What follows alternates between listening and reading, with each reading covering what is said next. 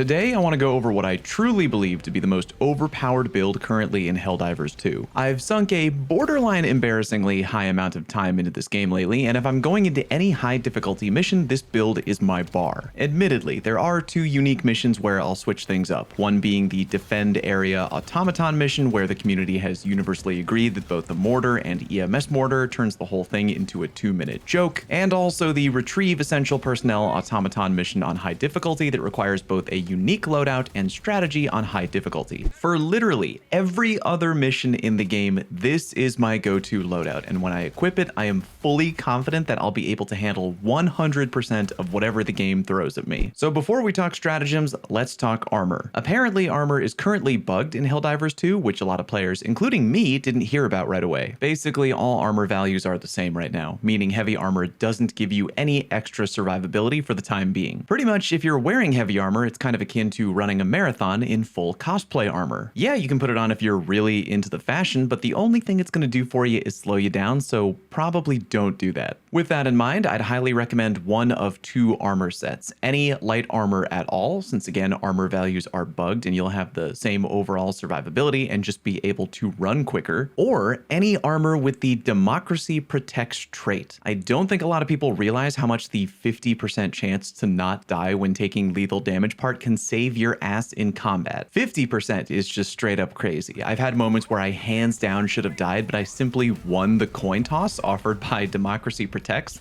and wound up living. It also works especially well in combination with a stratagem I'll talk about later. Weapon-wise, this is such a hands down no contest pick that it borders on bad game balance, but I'm strangely okay with it. To the surprise of no one, I'm recommending the Breaker shotgun, which is unlocked in the free-to-play battle pass at level 4 and is stupidly effective against any non-heavy armored enemy in the game. Terminids, automatons, doesn't matter. The Breaker has a high rate of fire if you want to spam it, and shocking range for a shotgun. It is the best pick without question. In some situations, I do enjoy throwing on the Liberator Penetrator for medium armor punching and its long-range capability, but 99 times out of 100, the Breaker is just the all-around perfect primary weapon for mid and high difficulty missions in Helldivers 2. For secondary and grenade picks, honestly, you can go with whatever feels right. I don't think these picks in particular are going to make or break your overall build. I usually go with the Redeemer pistol and the G12 nade, but again, I think you could make a case for other options. They aren't hard line-in-the-sand picks like other parts of this build. But before we go any further, I want to talk to you about your balls.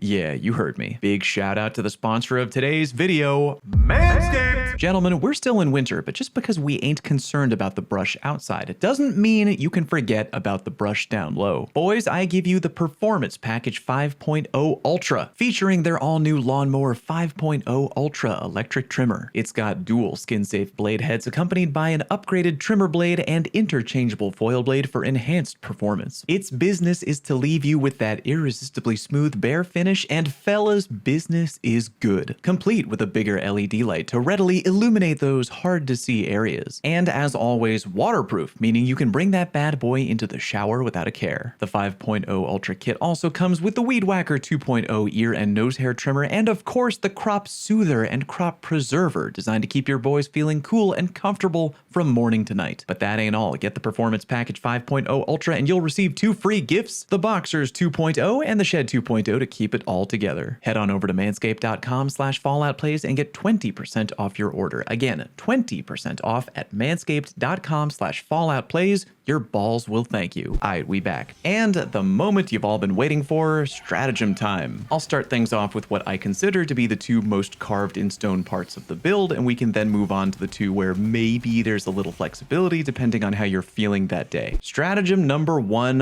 railgun. This is almost non-debatable in my opinion. If you're new to Helldivers 2, I don't really know how else to put this, but the railgun is so incredibly effective in what it was designed to do that, again, like the Breaker shotgun, it borders on flat-out sandbox imbalance. Anytime an armored enemy approaches you on the field, the railgun is your immediate FU answer. Bile-spewing bugs, chargers, bile titans, automaton turret structures, tanks, hulks, doesn't matter. Any enemy that has medium to heavy armored protection will be turned into a joke with the railgun. And before there's any argument on those bile spewing bugs down below in the comment section, they do have armor around their heads, which is where you should be shooting, by the way. They take less damage overall if you shoot them in that big juicy booty. Only shoot them there if you don't have a clear shot on the head. But yeah, I'm genuinely amazed that the railgun is a hit scan weapon with a 20 mag. It's hands down the most efficient and brutal armor piercing weapon in the game,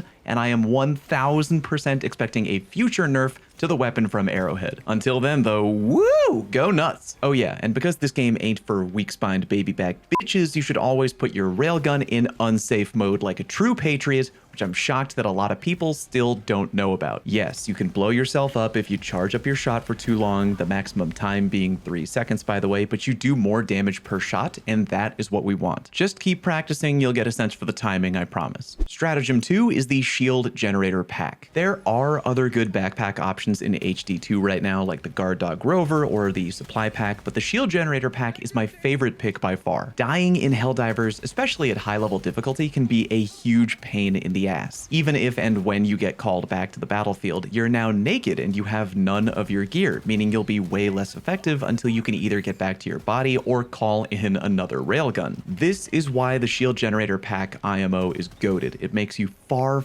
harder to kill. Not only are you protected from some hits which could potentially be lethal, you also won't have the incredibly annoying feeling of getting slowed down by certain enemy attacks, which can lead to dying via getting dogpiled. The shield generator pack can occasionally backfire, admittedly. If a charger runs you over, you'll sometimes get stuck underneath them and dragged along, but again, a rare occurrence and otherwise godly loadout pick which will save your bacon and save your life routinely at high difficulty. Especially when combined with the Democracy Protects armor trait I mentioned earlier, you can get out of situations that you really have no business living through. Stratagem 3 is a mild flex pick between one of the following: orbital rail cannon, orbital laser, or the 500 kg bomb. If you can't already tell, the purpose of Stratagem 3 is to be your boss killer stratagem, designed to help deal with bile titans, tanks, or automaton turret towers. Say that 3 times fast. The option I end up taking up more often than not is the orbital rail cannon. Granted, it can potentially F up by accidentally tracking to the wrong target.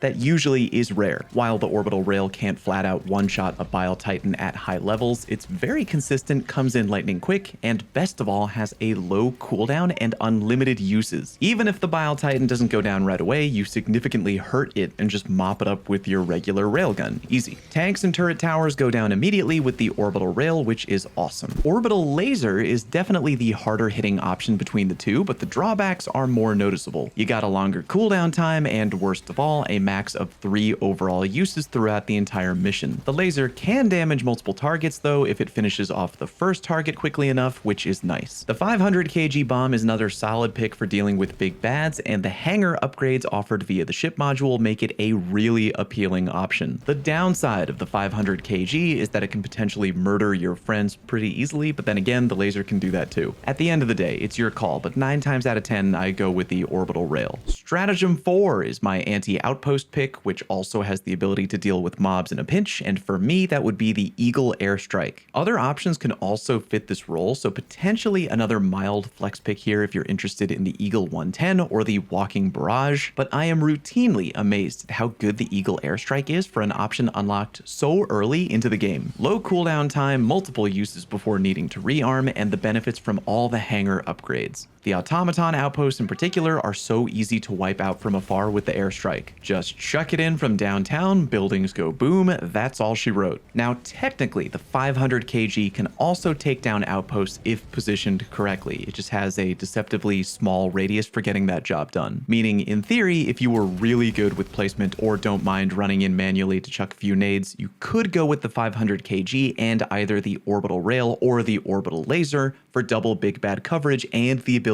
to destroy an outpost. The downside there would be the cooldown of the 500 kg would be noticeably longer than the Eagle Airstrike, but again, up to you. Doesn't matter if you're a new player or a vet, I assure you that for the vast majority of the missions in this game, even on the highest difficulty settings, this build can get the job done and easily. If you've got any variations or your own build that you've seen a bunch of success with, feel free to share it down in the comment section. I'm interested to see what y'all use. Thank you very much for watching. Peace.